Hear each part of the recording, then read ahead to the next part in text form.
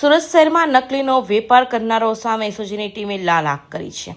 ત્યારે સુરત એસઓજીની ટીમે આરોગ્ય અધિકારીની ડીવી મકવાણા સાથે મળી પૂણા ગામ ખાતે આવેલા મારુતિનગર સોસાયટી વિભાગ 2ની અને વન ડેરી ફૂડ્સમાં દરોડા પાડ્યા હતા, જ્યાંથી શંકાસ્પદ 329 કિલોગ્રામ જેટલો લૂઝ પનીરનો જથ્થો મળી આવ્યો હતો। નકલી પનીરની સાથે ડેરી માલિક સંચાલક વિત તારાસિંહ ધાકેરની અટકાયત કરાઈ હતી, જ્યારે તેને પનીરનો જથ્થો મોકલનાર અશોક દુબેને વોન્ટેડ જાહેર કરાયો હતો। તો કડોદરા ચોકડી પાસે ઇકો કાર લઈ જઈ દર બીજા દિવસે 200 રૂપિયા પ્રતિ કિલોગ્રામના ભાવે પનીર લાવી 220 રૂપિયા પ્રતિ કિલો પનીર વેચતા હોવાનું અને રોજનું 100 કિલો પનીરનું વેચાણ કરતો હોવાની કબૂલાત કરી હતી।